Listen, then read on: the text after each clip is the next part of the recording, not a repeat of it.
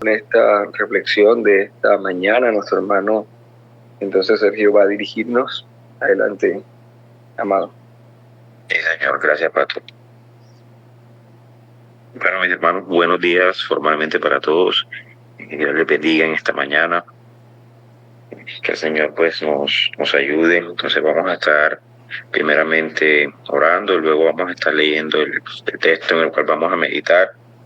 Y seguido entonces vamos a pasar a la reflexión del día de hoy. Entonces oremos, mis hermanos. Padre, en esta mañana te damos muchas gracias, Señor, por este día que nos regala, por el descanso, la noche. Gracias porque nos permite, Señor, estar en esta mañana reunidos, este grupo de varones, Señor, que en medio de la mañana, la madrugada, recurre a lo primero, Señor, a lo principal, y es buscar un poco de ti, ponernos, Señor, ante tu palabra, tu sabio consejo que nos guía, Señor, desde la mañana temprano, y esto sin duda redunda siempre en bendición para nuestras vidas, Señor. En Cristo te damos toda la gloria, Señor, y permítenos poder comprender y entender lo que vamos a hablar en esta mañana. Amén. Bien, mis hermanos, vamos a estar leyendo Éxodo capítulo 18. Leo entonces para ustedes lo que dice la Escritura. Oyó Jetro, sacerdote de Madián, suegro de Moisés, todas las cosas que Dios había hecho con Moisés y con Israel y su pueblo, y cómo Jehová había sacado a Israel de Egipto. Y tomó Jetro, suegro de Moisés, a Séfora, la mujer de Moisés, después que él la envió, y a sus 2 hijos. El uno se llamaba Gersón, porque dijo, forastero he sido en tierra ajena, y el otro se llamaba Eliezer, porque dijo, el Dios de mi padre me ayudó y me libró de la espada de Faraón. Y Jetro, el suegro de Moisés, con los hijos y la mujer de éste, vino Moisés en el desierto, donde estaba acampado junto al monte de Dios, y dijo a Moisés, yo tu suegro Jetro vengo a ti con tu mujer y sus 2 hijos con ella. Y Moisés salió a recibir a su suegro y se inclinó y lo besó. Y se preguntaron el uno al otro cómo estaban y vinieron a la tienda. Y Moisés contó a su suegro todas las cosas que Jehová había hecho a Faraón y a los egipcios por amor de Israel, y todo el trabajo que habían pasado en el camino, y cómo los había librado Jehová. Y se alegró Jetro de todo el bien que Jehová había hecho a Israel al haberlo librado de mano de los egipcios. Y Jetro dijo, bendito sea Jehová, que os libró de mano de los egipcios y de la mano de Faraón, y que libró al pueblo de la mano de los egipcios. Ahora conozco que Jehová es más grande que todos los dioses, porque en lo que se ensoberbecieron prevaleció contra ellos. Y tomó Jetro, suegro de Moisés, holocaustos y sacrificios para Dios, y vino Aarón y todos los ancianos de Israel para comer con el suegro de Moisés delante de Dios. Aconteció que al día siguiente se sentó Moisés a juzgar al pueblo, y el pueblo estuvo delante de Moisés desde la mañana hasta la tarde. Viendo el suegro de Moisés todo lo que él hacía con el pueblo, dijo, ¿qué es esto que haces tú con el pueblo? ¿Por qué te sientas tú solo y todo el pueblo está delante de ti desde la mañana hasta la tarde? Y Moisés respondió a su suegro, porque el pueblo viene a mí para consultar a Dios. Cuando tienen asuntos, vienen a mí, y yo juzgo entre el uno y el otro, y declaro las ordenanzas de Dios y sus leyes. Entonces el suegro de Moisés le dijo, no está bien lo que haces, desfallecerás del todo tú y también este pueblo que está contigo, porque el trabajo es demasiado pesado para ti, no podrás hacerlo tú solo. Oye ahora mi voz, yo te aconsejaré y Dios estará contigo. Está tú por el pueblo delante de Dios y somete tú los asuntos a Dios. Y enseña a ellos las ordenanzas y las leyes y muéstrales el camino por donde deben andar y lo que han de hacer. Además, escoge tú de entre todo el pueblo varones de virtud, temerosos de Dios, varones de verdad, que aborrezcan la avaricia, y ponlos sobre el pueblo por jefes de millares, de centenas, de 50 y de 10. Ellos juzgarán al pueblo en todo tiempo, y todo asunto grave lo traerán a ti. Y ellos juzgarán todo asunto pequeño. Así aliviarás la carga de sobre ti, y la llevarán ellos contigo. Si esto hicieres y Dios te lo mandare, tú podrás sostenerte, y también todo este pueblo irá en paz a su lugar. Y oyó Moisés la voz de su suegro, e hizo todo lo que dijo. Escogió Moisés varones de virtud entre todo Israel, y los puso por jefes sobre el pueblo, sobre 1000, sobre 100, sobre 50 y sobre 10. Y juzgaban al pueblo en todo tiempo. El asunto difícil lo traían a Moisés, y ellos juzgaban todo asunto pequeño. Y despidió Moisés a su suegro, y éste se fue a su tierra. Bien, mis hermanos, en el día entonces de hoy, como ya decíamos, vamos a estar meditando en Éxodo 18, y en este capítulo, ya después de algunas jornadas intensas marcadas por el drama, la angustia producida por la sed, la inclemencia del hambre, y después de una agotadora guerra de espadas, la calma llegó al campamento de los judíos. Han llegado a la estación más importante de su recorrido. Tienen la vista, del imponente monte Sinaí, el monte de Dios, tal como dice la Escritura. Y la tranquilidad entonces se puede percibir incluso en el cántico matutino de los pájaros. La calma llegó después de la tormenta para este pueblo. Entonces la temática que quisiera argumentar en este texto pues es bastante simple y de hecho un poco práctica, y es ver cómo Dios provee a su pueblo la sabiduría necesaria para garantizar su subsistencia. Por lo que a modo entonces de título quiero que veamos cambios necesarios. Esa será la meditación de esta mañana, cambios necesarios. Y dentro de ello vamos a ver 2 puntos. El primero, de los versículos 1 al 12, el consejero de los cambios, y la parte siguiente entonces, los consejos para los cambios. Eso va a ser entonces la forma en la cual vamos a meditar en esta mañana, el título cambios necesarios, y 2 puntos, el consejero de los cambios y los consejos para los cambios. Entonces, en cuanto a lo primero, el consejero de los cambios, el nombre de Jetro vuelve a aparecer aquí en el libro de eso después de lo que ya habíamos visto en los primeros capítulos, y digamos en cierta forma que él es parte de las figuras centrales de esta porción bíblica, porque su papel, aunque es fugaz, es determinante aquí en la vida de Moisés y de hecho en la historia en general del pueblo de Israel. Él había escuchado todo lo que Dios había hecho con Moisés y decidió entonces ir al encuentro con él, llevando consigo a la esposa de Moisés y a sus 2 hijos, quienes por cierto habían sido pues enviados de vuelta a casa de Jetro. No sabemos con certeza la razón por la cual Moisés prefirió ir a Egipto sin su familia, pero no sé, podríamos decir que seguramente fue algún acuerdo temporal para no exponer a su familia ante las luchas que seguramente se encontrarían. Entonces, el encuentro es totalmente algo típico o de una familia que tiene buenas relaciones, los cuales pues se ponen al día de las últimas cosas, y Moisés le cuenta todos los detalles de lo que había sido toda su travesía y cómo el Señor había acompañado en todo momento. Entonces Moisés le habló de cómo el Señor había hecho cosas por amor a Israel en Egipto, cómo los guardó en el desierto y cómo les había ayudado en la guerra. La respuesta de Jetro es muy interesante y él dice lo siguiente: se alegró de lo que había hecho, aunque él mismo no era un israelita. Recordemos que este hombre era de Madián. Alabó a Dios y lo bendijo por ser un Dios poderoso que libra a su pueblo. confesó incluso al Señor como Dios grande entre los dioses. Y al final dice que ofreció holocaustos al Señor y sacrificio y comió con los ancianos y con Aarón. Y esto realmente es una escena increíble.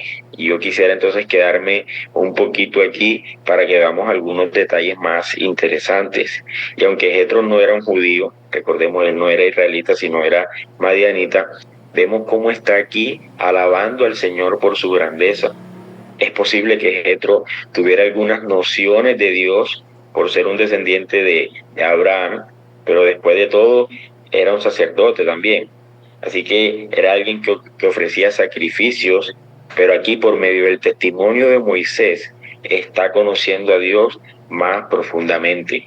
Aquí digamos que hay una anticipación de lo que Dios haría con Israel. El plan del Señor era hacer grandes cosas o grandes obras, de modo que los que oyeran de tales obras alabaran a Dios y le reconocieran. La salvación no es algo reservado solo para los judíos, sino todo para aquellos que vinieran a Él. Hay una mesa dispuesta para todos aquellos que vengan a Él de toda tribu, pueblo, lengua o nación. Esta escena de una mesa con comida y de personas de naciones distintas alabando a Dios por sus obras es realmente hermosa y premonitoria. Esto anuncia la gran obra del Señor. Y es curioso que mientras los amalecitas, también gentiles, se armaron contra Israel para hacerle guerra, este hombre de Madián escoge el camino de alabar y someterse al Dios de los israelitas. Esta es la historia de la humanidad. O te resistes a Dios y enfrentas las consecuencias, o le reconoces y le adoras. Y nosotros pudiéramos decir que Moisés formó y perfeccionó la fe de Jetro, dándonos entonces a nosotros un modelo para la evangelización y el discipulado. Y más adelante nosotros veremos cómo Jetro aconsejó a Moisés y Moisés recibe tal consejo. Pero esta es una recreación perfecta de cómo funciona la vida en comunidad. Damos unos a otros y recibimos los unos de los otros. Y esta es una dinámica totalmente ideal. Pero todavía hay algo más que Dios hace por medio de Jetro.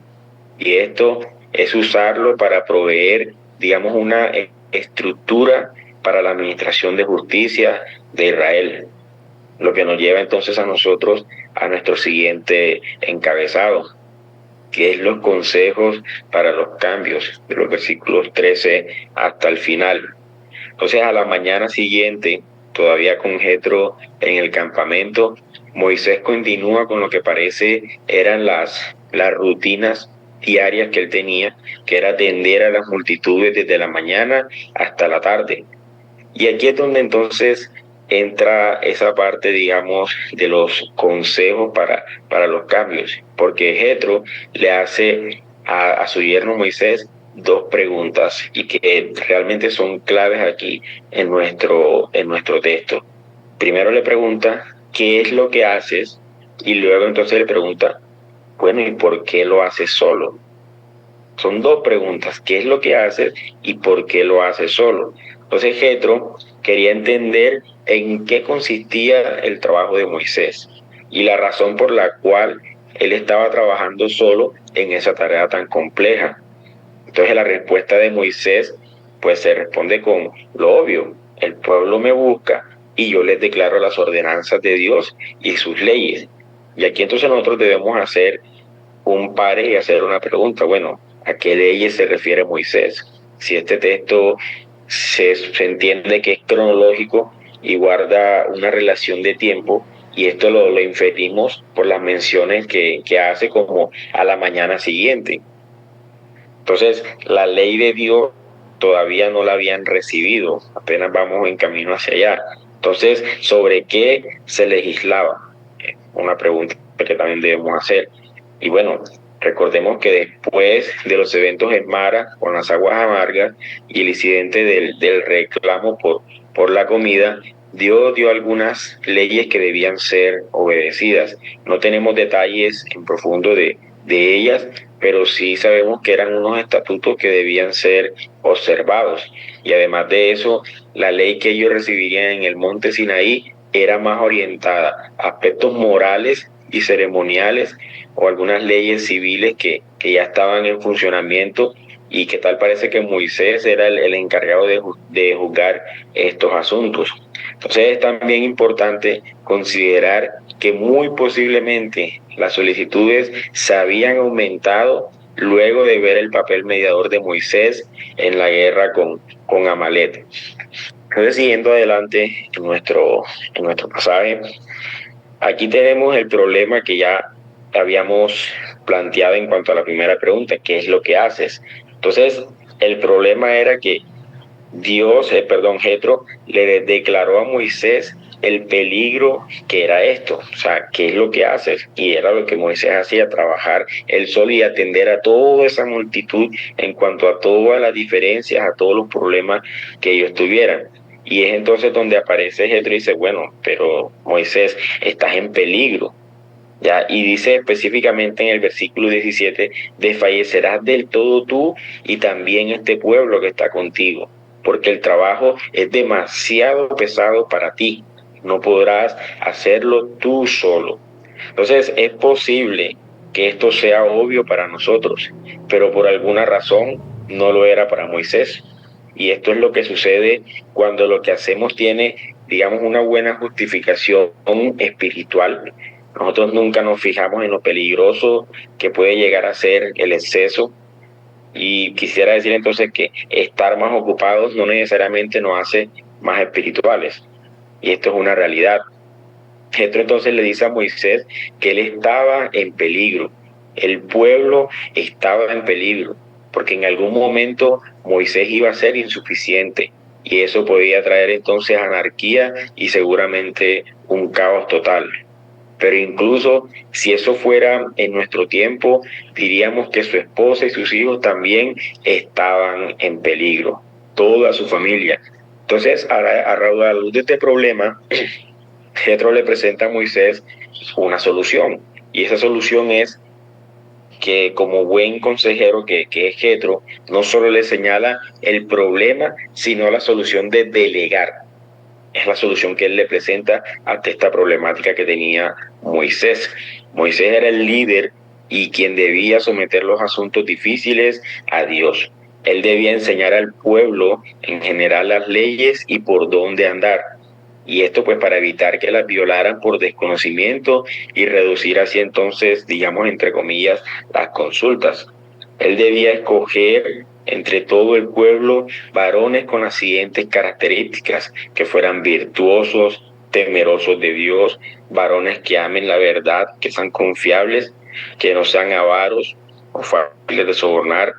Él debía ponerlos enérgicas, jefes de 1000, de 100, de 50 y de 10.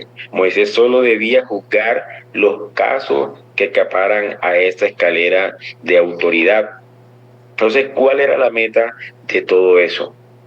Hacer fácil para Moisés el llevar la carga.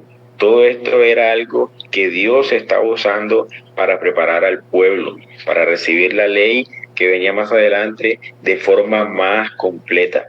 Pues cuando ésta se presentara de manera formal, seguramente iban a aumentar las demandas y era necesario estar preparados para eso.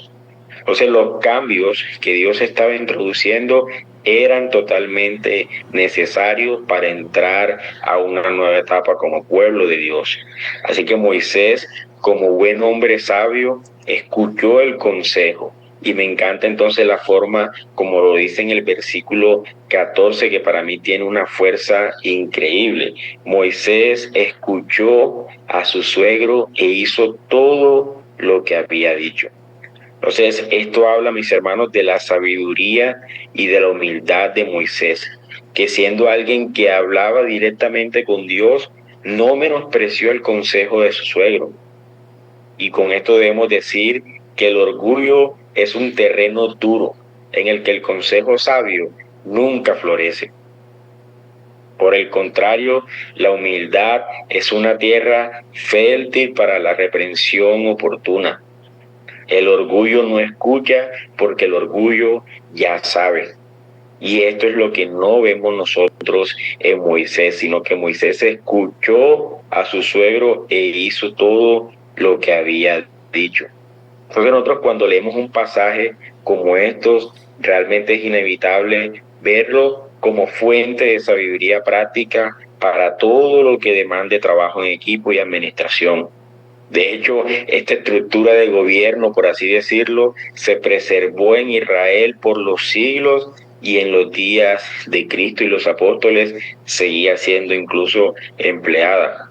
En el libro de los Hechos, por lo menos, vemos que se nos dice que los apóstoles enfrentaron dificultades cuando la iglesia comenzó a crecer. Y ellos actuaron de manera similar, escogiendo a hombres idóneos para liderar ciertas tareas. A nivel pastoral, este texto nos muestra la necesidad del apoyo de los diáconos para la administración de una iglesia, porque un solo hombre no tiene todos los dones o todas las capacidades para hacer todo el trabajo que demanda una iglesia local. Pero este pasaje debe verse incluso con una perspectiva mucho más amplia. Desde esta óptica, Moisés no es solo un modelo para los pastores de las iglesias locales, sino que él es un tipo de Cristo en el nuevo pacto. Solo Cristo es el mediador entre Dios y los hombres. Pero a diferencia de Moisés, Cristo no se cansa. Sin embargo, él también estableció una estructura para su pueblo. Por lo menos en Efesios capítulo 4, del apóstol Pablo muestra a Cristo como la cabeza, a los pastores que enseñan la verdad y el trabajo de cuidado que hacemos los demás.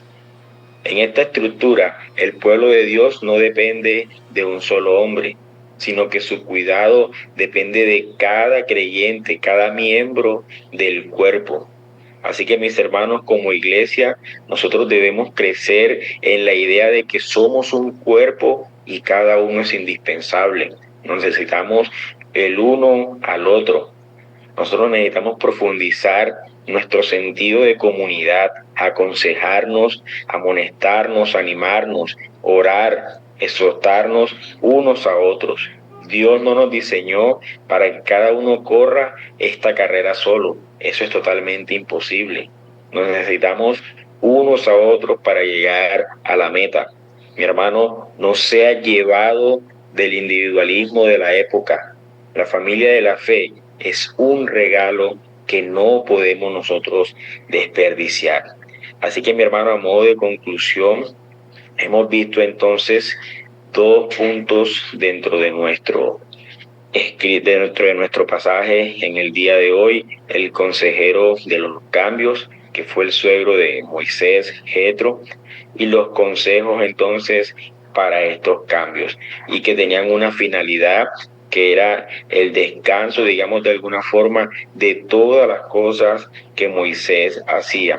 Y que esta estructura entonces alivió un poco las cargas que tenía este hombre, que en algún momento seguramente iba a desfallecer por tantas cargas que tenía.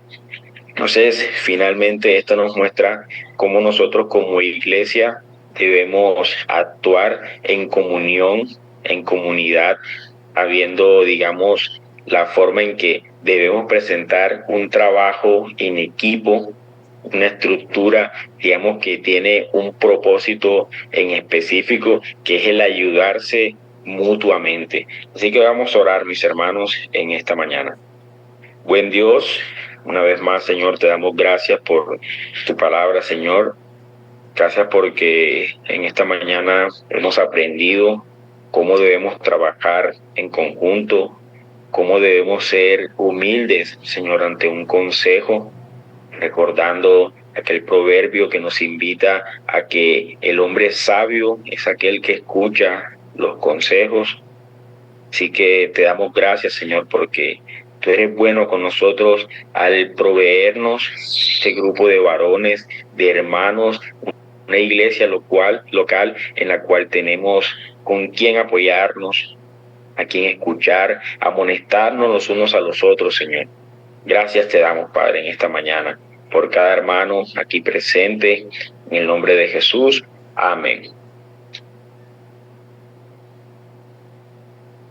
Muchas gracias, Sergio. Gracias por tremenda reflexión, de verdad.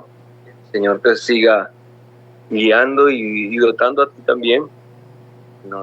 Creo que nos beneficiaste muchísimo a todos nosotros y justifica tu reflexión precisamente este espacio, el poder pensar en cualquier esfuerzo que hagamos por no estar solos, por no caminar solos, por refugiarnos en este consejo que en su momento Dios permitió para Moisés, pero que es necesario para todos nosotros, tanto como tú lo decías, iglesia local en la parte administrativa, pero también en la vida espiritual de cada uno.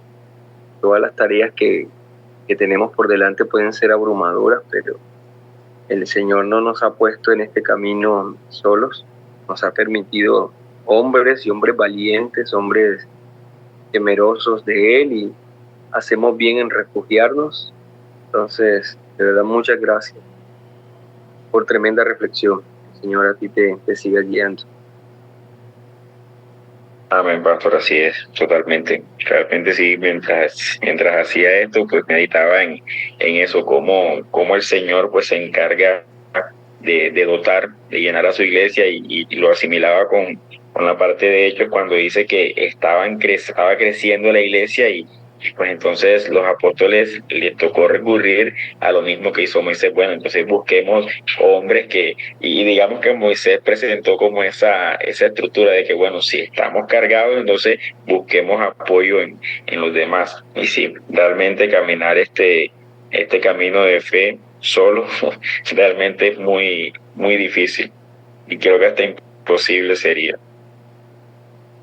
Y bueno que sea así, que el Señor nos permita a todos nosotros entender nuestras limitaciones también, y aprendamos a confiar en que a través de otros también el Señor nos ayuda, nos ministra, nos edifica, nos cuida.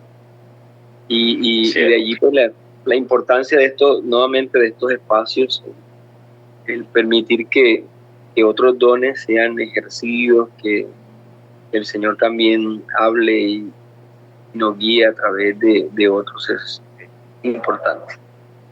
Así es, pastor.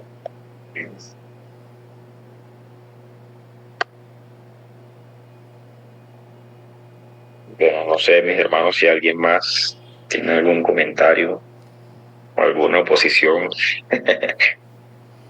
Bueno, yo tengo dos comentarios. Creo que la parte de que haces mención de que no había un conocimiento claro de que porque la familia de Moisés no había ido a Egipto, no sé si se pudiese ver en la parte de que cuando Moisés no fue diligente en la circuncisión del hijo y lo despide, y él se va. No sé si por ahí se pudiese ver, pastor, o tú, Negrito, en esa división que lo conversamos ya anteriormente. Y pues particularmente yo siempre me he cuestionado un poco ese sistema burocrático que ofrece, si se puede decir, el suegro en ese momento, en esas ramificaciones que, si bien es cierto, para mí en mi concepto es aplicable hoy día en la iglesia. No sé qué tan viable fue o qué tan exitoso fue en aquel momento, porque vemos después el resultado de distorsiones equidistantes a lo que era la realidad, y ese pueblo que se pierde un poco por falta de tener una verdad absoluta de alguien llevando la batuta.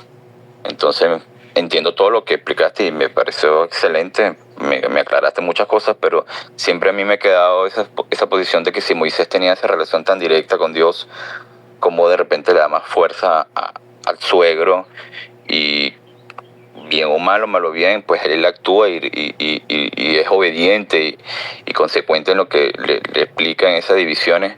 Pues en ese entonces, qué tan práctico fue todas esas divisiones para que el pueblo de Israel termine siendo lo que sabemos todos después en la historia. Ok, bueno, sí, de hecho al momento que preparaba y que estudiaba algunas cosas, existían esas dos posturas: aquellos que estaban de acuerdo con los consejos que le dio el suegro a Moisés, y hay otros en los que difieren de esa forma, y tal cual como tú lo presentas, que si Moisés hablaba directamente con Dios, ¿por qué se hizo entonces la necesidad de incluir más personas que lideraran? Y bueno, en la forma como yo lo explicaba, era en el sentido de que era una forma de que se aliviara las cargas que tenía Moisés. Y por eso lo llevaba también al sentido pastoral, porque imaginemos nosotros al pastor David, ejemplo, que es nuestro pastor aquí, llevando todas las cargas de la iglesia. Si él fuera el que barriera, si él fuera el que predicara, si él fuera el que sirviera en medio de la iglesia, o sea, todas esas cosas, o sea, creo que hacen necesario otras personas que sean apoyo. O sea, de pronto no digamos la estructura que presentaba el suegro de Moisés, que esas personas tuvieran, digamos, mando sobre otras, pero sí creo y lo apoyo en el sentido de ayuda. Y yo creo, Sergio, que también si le hacemos la pregunta a los textos bíblicos, también es claro, ¿Dios reprobó o aprobó, digamos, esta acción?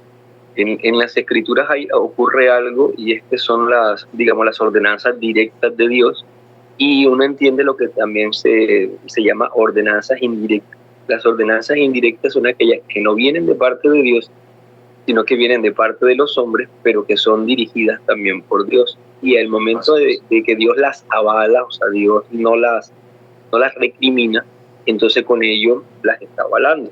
En este caso, el hecho de que ya el pueblo de Israel empezaba a organizarse políticamente, esa organización política que vemos allí fue dirigida precisamente por el pensamiento de Jetro, por el consejo de Jetro. La administración, digamos, eclesiástica, Dios no se la dejó a un pagano, Dios no se la dejó a un hombre con un consejo como el de Jetro. La administración eclesiástica Dios mismo la estableció a través de la orden que le da a Moisés y le da a su hermano, y vendría después los levitas y todo, pero la administración política de la nación, Dios entonces a través de estos consejos los permite y los avala porque no los reprueba. Al no reprobarlos, los avala. Entonces los avala y son beneficiosos para el pueblo. Entonces es bueno hacer, digamos, como esa distinción allí. Quiere decir que hay muchas cosas de las cuales Dios no está en contra, aun cuando no vienen directamente de la Escritura, no hay una orden directa, Él las avala, o sea, porque se puede decir que están conforme a su consejo, conforme a su sabiduría, como son para asuntos también de esta tierra, administrativos y todo lo demás. En asuntos eclesiásticos, como nosotros ya lo sabemos, Dios y su palabra es suficiente para determinar todas las cosas. Gracias, pastor. Pastor, ¿puedo participar? Sí, claro, mi hermano. Se acaba el tiempo. No, un momentico, tal vez era que también Moisés comprendiera la necesidad del consejo sabio de los hermanos, que él sintiera que no estaba solo en la responsabilidad, sino que él podía apoyarse en ellos, pues pensando en el término de soberanía del Señor.